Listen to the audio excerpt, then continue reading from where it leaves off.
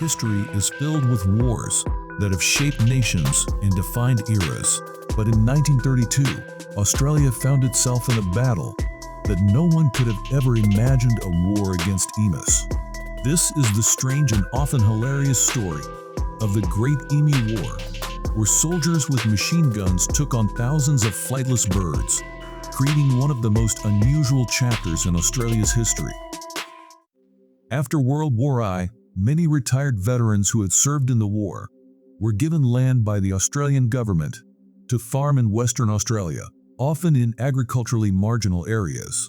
With the onset of the Great Depression in 1929, these farmers were encouraged to increase their wheat harvests, with the government promising assistance in the form of subsidies but failing to deliver. Unable to provide recommendations and promised subsidies, wheat prices continued to fall, and by October 1932, the situation had worsened, with farmers preparing to harvest the season's crop while at the same time threatening to refuse to deliver wheat. The arrival of about 20,000 emus added to the farmers' difficulties. Emus regularly migrate from inland areas to the coast after their breeding season. As Western Australian farmers cleared land for livestock and provided additional water supplies, Emus found that cultivated land was a good habitat and began to intrude into agricultural areas, particularly marginal farming land around Chandler and Walgoolan. The emus ate and ruined crops and left large gaps in enclosures where rabbits could enter and cause further problems. The emu, a large flightless bird, is one of Australia's national symbols. The second largest living bird, the emu is more than 1.5 meters, 5 feet tall, and can weigh more than 45 kilograms, 100 pounds. It has a thick body and long legs. Emus of both sexes are brown with darker brown heads and necks. Emus can run at speeds of about 50 kilometers, 30 miles per hour, if cornered, kicking with their large three-fingered feet. Emus have been common in Australia for thousands of years. 3 subspecies are recognized, inhabiting northern, southeastern, and southwestern Australia. The fourth, now extinct, lived in Tasmania. Emus often migrate hundreds of kilometers over the course of a year in search of food and water. In 1922, the Australian government changed the status of the emu from a protected native species to a pest due to the massive destruction they caused of important crops such as wheat. Emus often break down farmers' fences, creating holes through which pests such as rabbits can do further damage.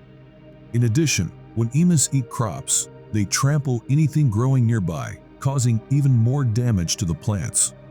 Farmers expressed their concern about their crops being devastated by the birds, and a delegation of ex-servicemen was sent to meet with the Minister of Defense, Sir George Pearce. The Minister of Defense, George Pearce, sent a force of 3 men. Major Gwyneth Purves when Aubrey Meredith was in command of the operation. He was accompanied by Sergeant S. McMurray and Gunner J. O'Halloran. The cinematographer from Fox Movie Tone accompanied the team to document the easy victory. There were conditions attached, however. The guns were to be used by military personnel. Military transport was to be financed by the Western Australian government, and farmers would pay for food, accommodation, and ammunition. The shooting begins. The Great Emu War began on November 2, when the Australians spotted advance elements of the emu herd and sprang into action. With the assistance of local farmers, they attempted to gather the emus into an ambush. But contrary to their expectations, the birds did not stay together but scattered, making them difficult targets. Later in the day, after encountering a smaller herd, the Australians tried again, but met with similar results. 2 days later, Meredith and his team had prepared an ambush at a nearby dam. They waited quietly as a battalion of about 1,000 emus approached the water. At almost point-blank range, the Australians opened fire, but after a few rounds, the Lewis machine gun jammed, and the emus managed to escape with relatively few casualties. Emus losses are difficult to assess, as the animals would flee before dying from their wounds. By the 3rd day, only 30 emus had been killed. In an army of 20,000, this was hardly a loss. The next few days also saw limited success. The Emus snarled at the threat and split into small groups, each with one tall emu keeping watch while the others continued the destruction. Meredith and his men mounted their Lewis machine gun on the back of a truck, but this proved ineffective as the ground was so rough that the truck could not have the advantage of speed and the gun could not be aimed accurately. The Australian troops received help from local farmers who tried to round up the Emus. A truck was brought and used to ram and crush the birds. One emu's head got stuck in the steering wheel, causing the driver to panic and crash the truck.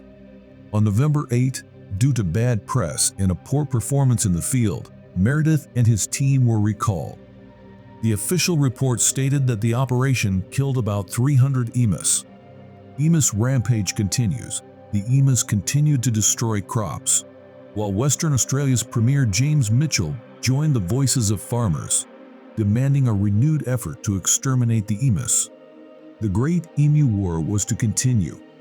On November 13, Meredith and his team were deployed back to Western Australia. The attacks continued, with about 100 emus being killed each week, it was claimed. On December 10, Meredith was recalled and the operation ended. The commander claimed 9,860 rounds were used, killing 986, while 2,500 died from injuries. However, this figure is much disputed and may be greatly exaggerated. The situation after the Great Emu War, it was claimed that despite this success, emus continued to destroy crops. The farmers' rifles were inadequate to deal with this problem, and they requested government assistance again in 1934, 1943, and 1948, but were refused each time. The emu problem was gradually solved by barrier fencing. A truce was declared in 1999 when emus were declared a protected species, despite no emus being present to sign the document. The reason for this was the suffering of many thousands of farmers who lost their livelihoods and became destitute. This was ultimately a serious matter, and no matter how ridiculous the war may have been, many people were left homeless and struggled to survive. Many emus also lost their lives.